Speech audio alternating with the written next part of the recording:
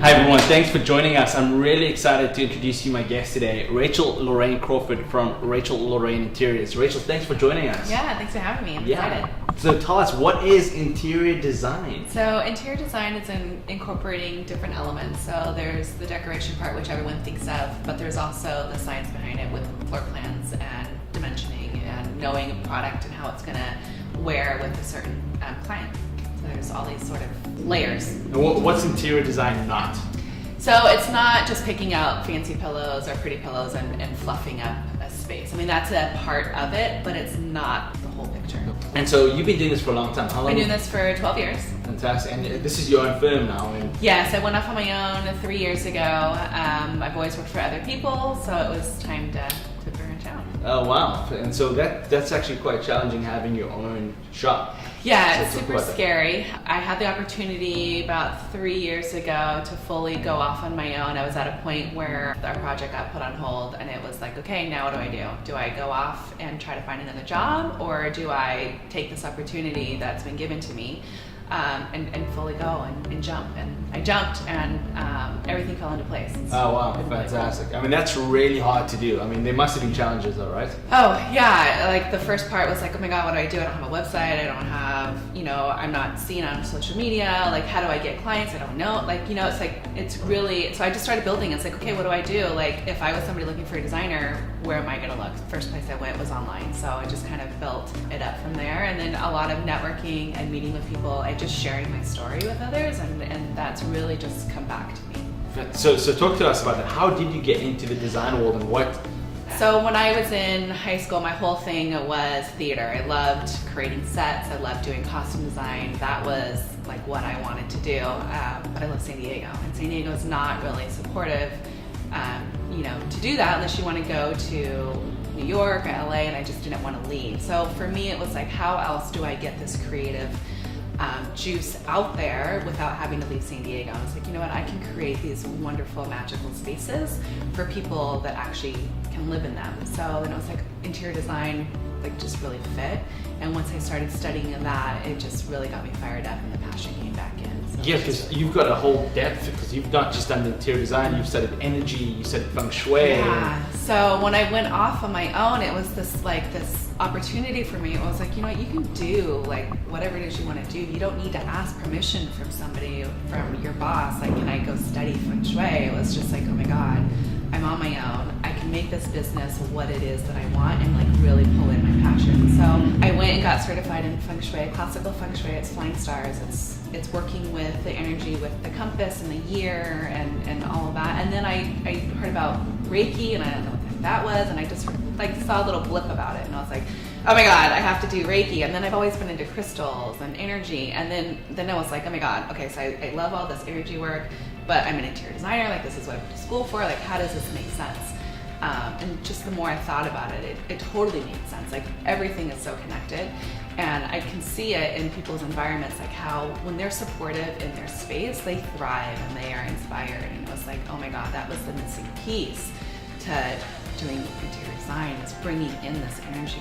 When I tell people about what I do, they're like, oh my God, is that a thing? How does that happen? Who does this? And it's just really cool, because people then also get really inspired by it. So for you, is it kind of like the Matrix, you can go into a space and you can see this code and what's working and what's not working? Yeah, and a lot of it's just feeling, and you can do it yourself. When you go into a space, you're like, oh my God, even when you're buying something and you're a lot of people are just they step in, they're like, nope, I don't like it, I'm out. They don't even go and really explore the rest of the space because they just have this feeling about it. So yeah, when I come into these spaces, I can see the potential, I can see the shift, I can see how it works and what doesn't work, and then spin it and bring in some supportive energy. Fantastic. So tell us for the average Joe out there that doesn't have sort of this design eye, can anybody get it, or do you have to be born with it? Or? So I just thought everybody does, can see what a room could be or understands design, but the more I'm into it and the more I'm talking to clients and I'm asking them, well, why are you choosing a designer? And for them, it's I have no idea. This is not my thing, this is not my forte, I don't want to learn it, I have no interest, but I know what I like, and I know I want to feel this certain way. It's just a skill, and some people can learn part of it. There is a mathematical, equation to having harmony and balance and making sure that a room's not too heavy and that there's enough rhythm going on in a room.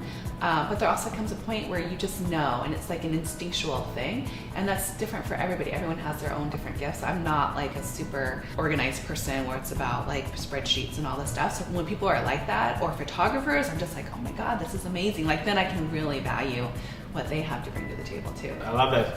And so, I mean, because oftentimes I go into a room or property and you just get hit with this energy, right? And so, but that can be altered, right? Whether you can raise the ceilings, whether you can open the space, use some mirrors. There's some tools to the trade, right? Talk about that, some of the... There's so much you can do, like coming into a space. I mean, when you look at it, you go, oh my God, someone might feel like really come in, but you're like, wait a minute, if we like open this up, there's like an attic up there, we can lift this out, open it up, bring in some windows. They really expand the energy. When the energy is feeling like super crammed in, there's things that we can do by opening that space up, taking out walls. I mean, as soon as you take down a wall, you've already shifted the energy. Like it's already.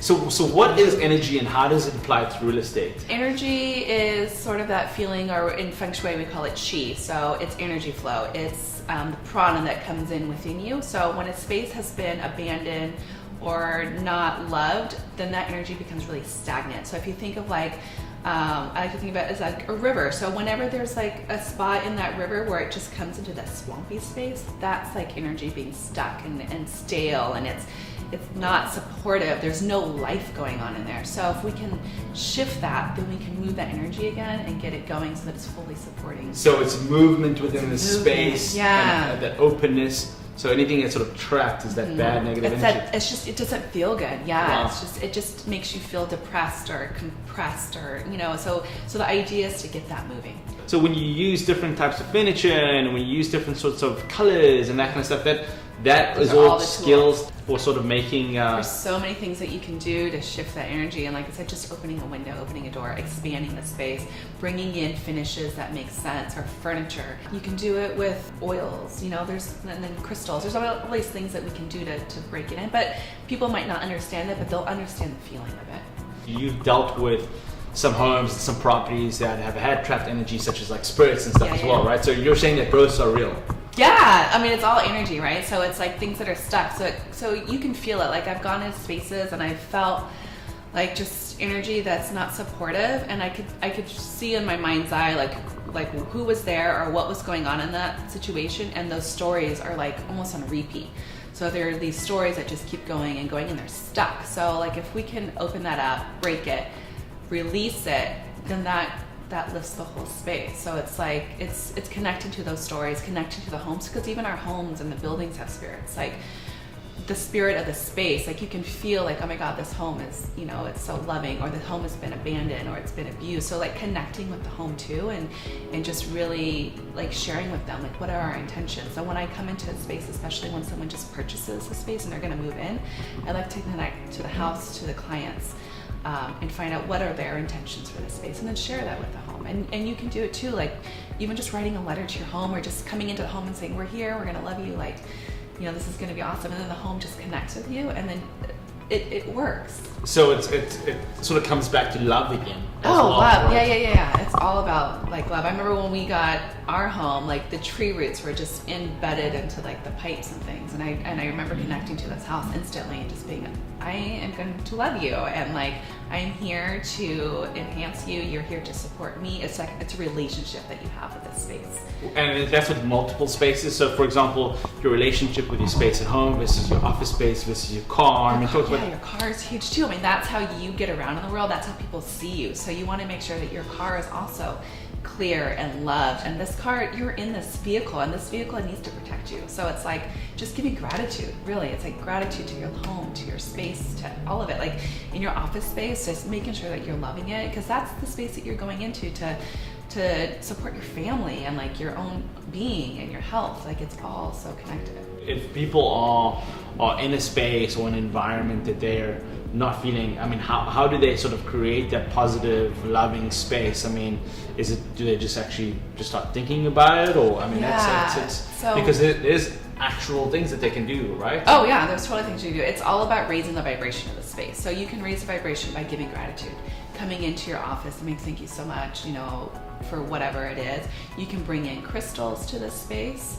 And what are crystals? Crystals, they're minerals or things that the earth has made, and some of them are billions of years old, some of them are millions of years old, and they all have their own healing properties. So if we wanted to raise a vibration in an office, say, I would love to bring in like amethyst, which is really good for healing. It's really good for harmony, especially in an office space. Rose quartz is really good for like love and gratitude, and they all correspond to your chakras, which all have different energy centers. And what is a chakra? So your chakra is an energy center. So you've got 7 main chakras. So your root chakra is all about securities and making sure that you're safe. Your sacral chakra is all about creativity. That's where the money comes in. Your solar is confidence. Your heart is your heart chakra. That's like opening that loving gratitude space. Your throat is about speaking your truth.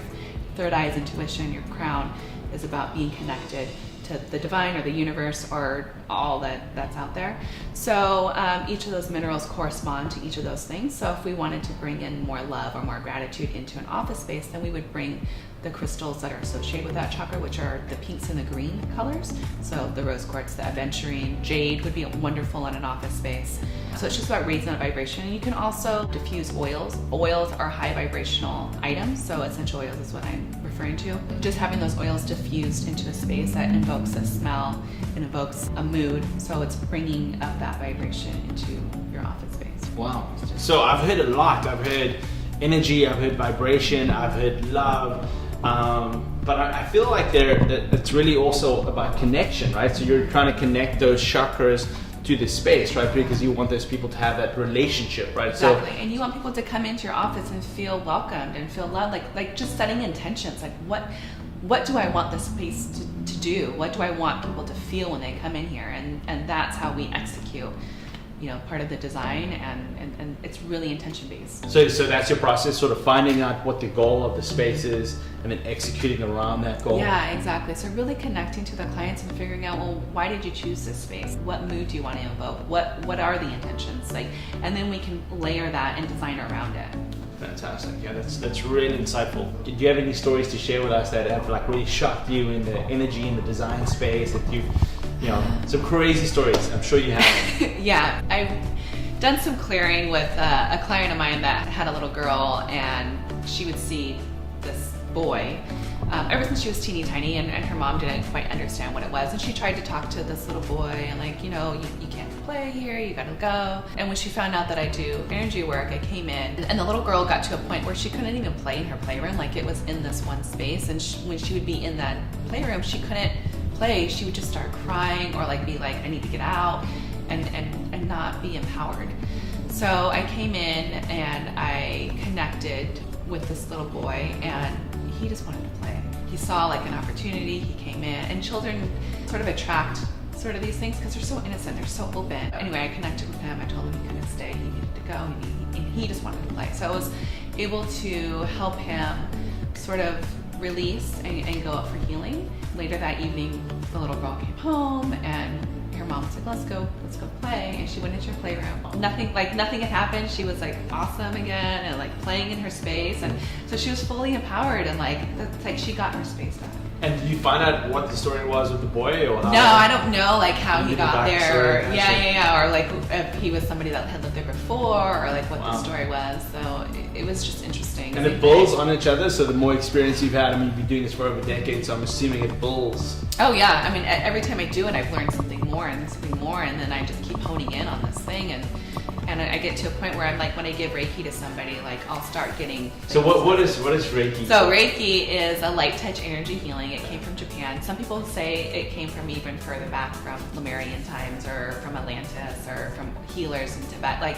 It's just, and I feel like there's a resurgence. So when I give somebody Reiki, I am working on the body, and I usually start with the head. And what it is me just becoming a channel for healing energy to come through me, clear their chakras, clear out any energy that's not there, so that's not serving them. I usually return it down into Mother Earth, where she can take it and create trees or do whatever she needs to do with it. And then I fill the clients back up with their own energy, because we give out so much. Whenever we are helping somebody, or we're in a situation where we're so giving, especially women and mothers, which is constantly, and that's why we feel so drained at the end of the night.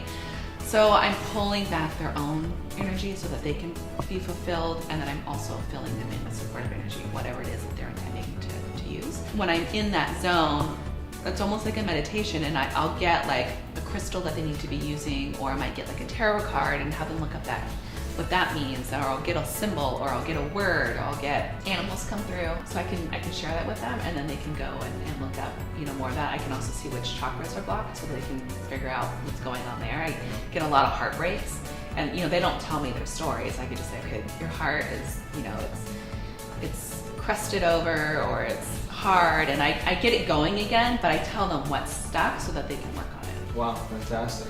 And so talk to us about a concept that I really like, and I've read quite a bit on it, but tell the audience about Feng Shui. So Feng Shui is an ancient practice. So that's been around for thousands and thousands of years. It's come from China, and people were actually executed for teaching Feng Shui if you were not working with an emperor. It was only for the higher up. So they had their own Feng Shui specialists. So basically Feng Shui is all about the flow and the chi. So we want to create space. Wait, sorry, did you say people were being executed for design? For Feng Shui. Being good designers.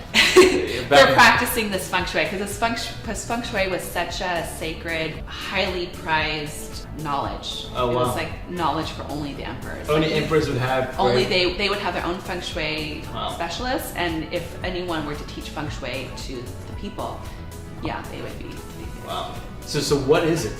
So it's a balance of energy, and so there's always a yin and a yang, or a light and a dark with anything. It's this duality. So it's about bringing in supportive energy, and there's energy that's not supportive. So it's about countering that and bringing in these remedies so that the emperors can be supported, so that they can rule. And Feng Shui can go in the other direction too, like with casinos. Casinos is completely Feng Shui, but in the wrong way.